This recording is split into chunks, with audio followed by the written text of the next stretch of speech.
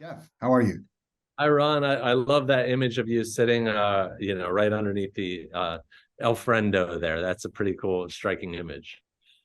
Yeah, I really enjoyed it. It's almost like I'm in the snow globe. You Yes. could shake me around. Sure. Jeff, congratulations on the film and just the ongoing series. This is the third time I've had a chance to chat with you, which I'm really excited about.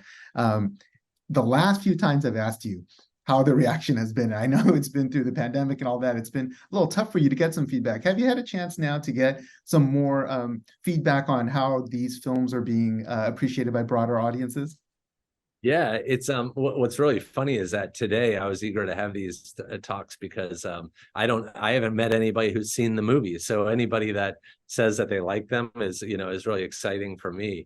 But what's really kind of funny about the streaming world is because there's no theater to go to and to listen to people reacting to it. It's weird. It feels like you kind of put it out there and then you don't hear much. So I think maybe years from now, I'll hear about kids who grew up on these films, and that will be really gratifying. But I actually don't get a lot of face-to-face reaction. But we're going to screen the movie tonight for an audience, and that will be my one big chance to see how people really liked it.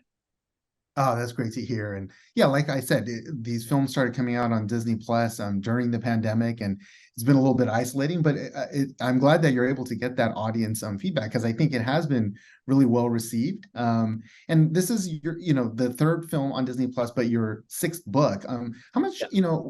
control do you have, or suggestive power do you have to decide which book should we adapt next and the order that they should be released? Yeah, I'd say Disney has that power.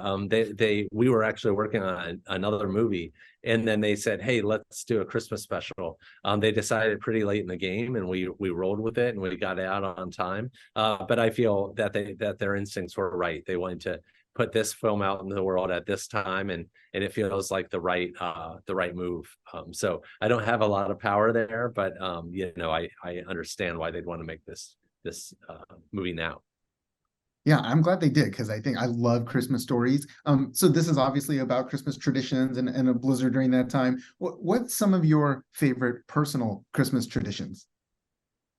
Oh gosh, we I used to, as a kid, I used to always look through the Sears catalog and pick the things that I wanted, circle the gifts that I wanted. I'd never get any of them, but it was exciting to dream about that. And these days, like for Christmas, oftentimes we'll go to a basketball game. My family will go to like the Celtics game together as a big group, like sometimes like 20 people.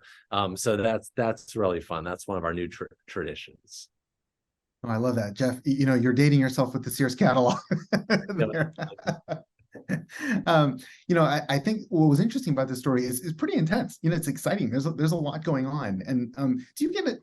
Is it intentional in terms of ramping up the intensity as character grows and your audience grows along with it too?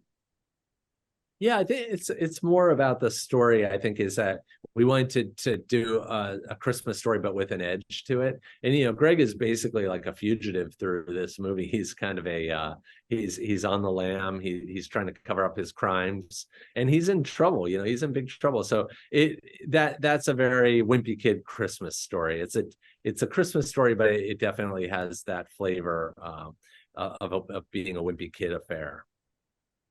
Yeah, I thought it was really exciting, surprisingly so. And in the end, he makes that comment like, "I hope nobody turns this into, Right, a story." But what is that overall message? The Christmas stories, of course, always have some kind of heartwarming message, and this one does too. But what do you hope like audiences take away from it? I hope they're entertained, of course, but I hope they feel all the emotions because in a good movie you want them to laugh and cry and also feel scared. We've got some scary elements to this one as well. So I want somebody to feel really satisfied, like they've been through the ringer emotionally.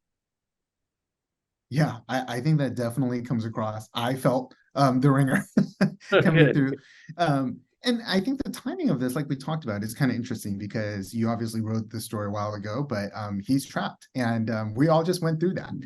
Right. And is there, as you were, preparing for this version to come out, was there any kind of emotional kind of resonance from what we all just went through that you hope people kind of will connect with? Yeah, I hadn't really been thinking about that until today, in going, doing some interviews where I realized it really is a COVID story in a way about being trapped with your family and coming to learn to appreciate your family, even though the circumstances can be very difficult. So, yeah, I think it is. Yeah, maybe it is a metaphor for the COVID era. Yeah, I think it's a good message though, because like you said, there's a family element that's so prevalent. I've got to ask you about the gifts. Of course, you talked about the Sears catalog, and the gift is a central kind of story mover here. How about for you? Do you have like a fond Christmas gift that you either have given or that you've received in the past? Yeah, I got a there was a game called The Dark Tower back in my day where it was a board game, but it had like an electronic element in the middle of it. And that was like absolute state of the art back in the day. So it was really cool to have to wish for that and then to actually get it. That was really special. That's excellent. One of the things that really, stuck out to me is that the family really sticks together, right? I mean, it seems like at various times, like Greg's brother is going to turn him in, and even at the very end, you see kind of the family come together. When you were, first crafting the story, was there any kind of push pull about like what's like the right decision for the family to make here? It is funny because this movie is really a whole family kind of movie, and it is heartwarming to see them like right when they look like they're coming apart at the seams to turn the corner together. And that was so in a way the family is the main character, and the family they learn to love one another and to create the Christmas memories that Susan, the mother, is so eager for them to create. Yeah, yeah, and I think we all can resonate with that. I mean, we've gone through that like we just talked about, so I really appreciated that. Yeah. Thanks so much, for this story, Jeff, and just for your ongoing. It's kind of like I said, it's like a warm blanket that we have. It's an almost an annual tradition. So congratulations, and looking forward to chatting with you the next time. That's what we're going for. I appreciate it. And thank you very much. I appreciate you.